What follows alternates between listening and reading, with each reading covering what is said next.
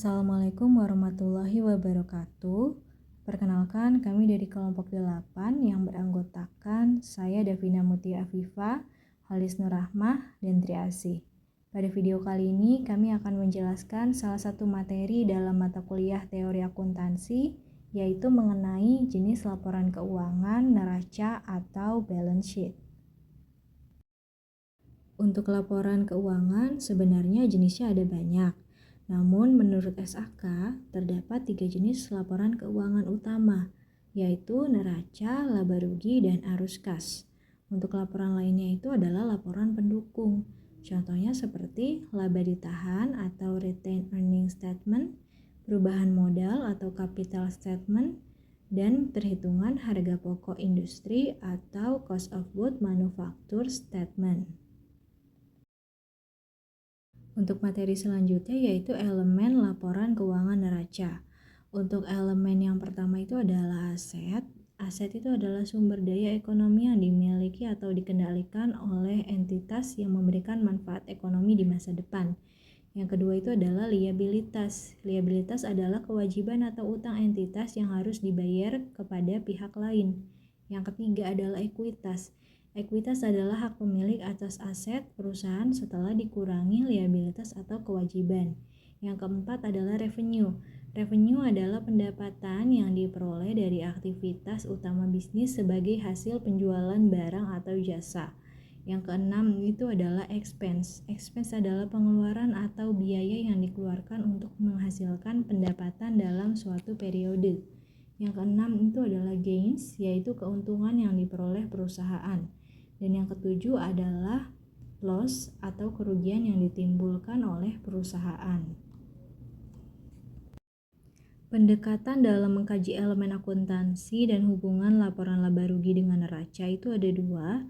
Yang pertama ada articulate approach, yaitu pendekatan yang menganggap laporan laba rugi sebagai subklasifikasi dari pos modal di neraca, dengan hubungan matematis di mana laba rugi mencerminkan perubahan modal selama periode tertentu tanpa adanya transaksi modal baru.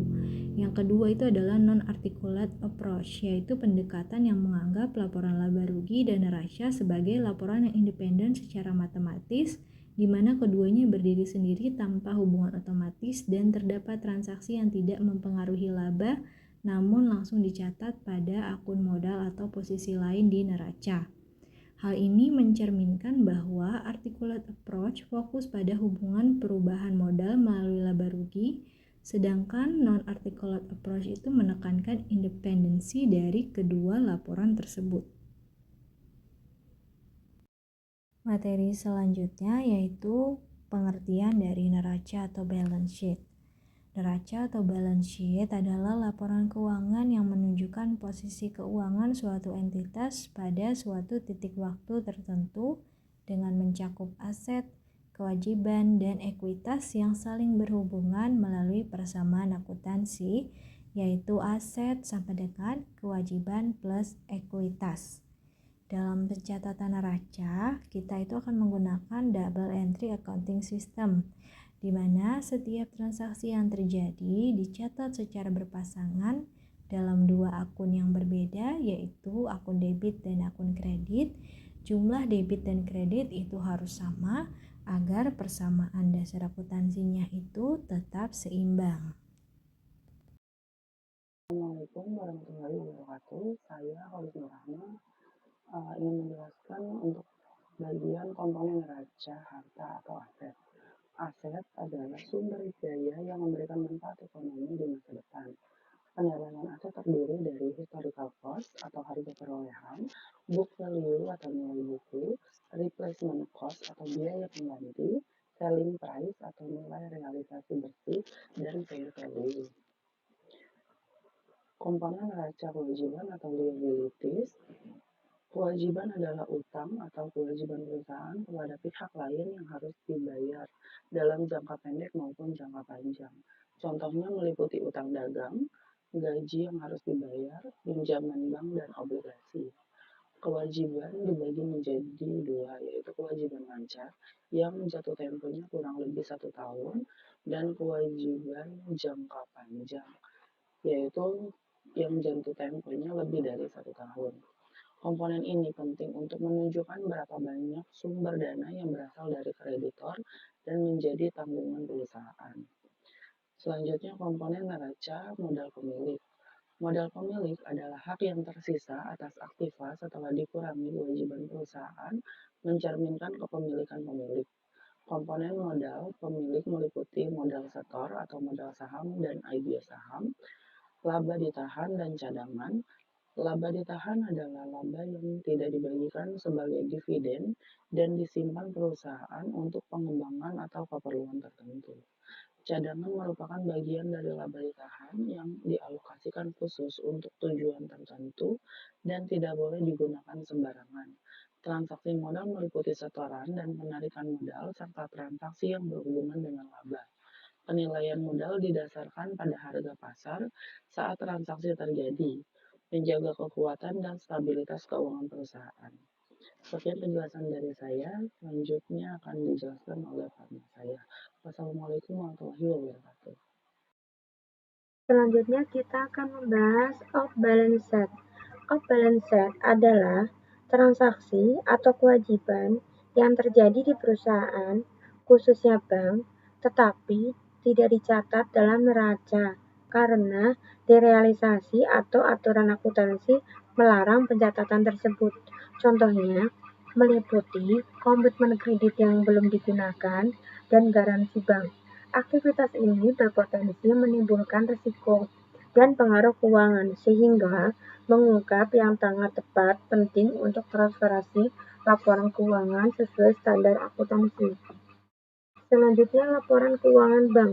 Laporan keuangan bank adalah dokumen yang menunjukkan posisi keuangan dan kinerja bank dalam periode tertentu. Komponen ini meliputi neraca, aktiva, kewajiban, dan ekuitas. Laporan laba rugi meliputi pendapatan dan beban. Laporan arus kas meliputi arus kas operasi, investasi, dan pendanaan. Laporan perubahan ekuitas, catatan atas laporan keuangan, serta laporan komitmen dan kontingensi yang menggambarkan janji dan risiko masa depan. Laporan ini penting untuk menggambarkan kondisi keuangan dan membantu pengambilan keputusan. Selanjutnya, penyajian neraca. Urutan penyajian neraca sesuai standar akuntansi adalah aktiva disusun berdasarkan likuiditas, mulai dari yang paling mudah dicairkan, kewajiban disusun menurut jatuh tempo, dari jangka pendek ke jangka panjang, dan modal disusun berdasarkan kekekalan sifatnya. Perkiraan lawan disajikan sebagai pengurang pos terkait, sedangkan pos lainnya disajikan terpisah tanpa dikurangi satu sama lain. Selanjutnya, keterbatasan neraca meliputi tidak menunjukkan nilai pasar, aset, lebih banyak disarankan pada historic cost, tidak mencerminkan potensi keuntungan di masa depan, informasi EPS sering lebih diperhatikan dibandingkan neraca. Risiko tertentu misalnya off balance sheet dan tidak selalu tercermin. Dari pembahasan ini, kita dapat menyimpulkan bahwa neraca memiliki peran penting dalam menunjukkan posisi keuangan secara menyeluruh, meskipun masih memiliki keterbatasan. Demikian presentasi dari kelompok kami, kurang dan lebihnya mohon maaf. Wassalamualaikum warahmatullahi wabarakatuh.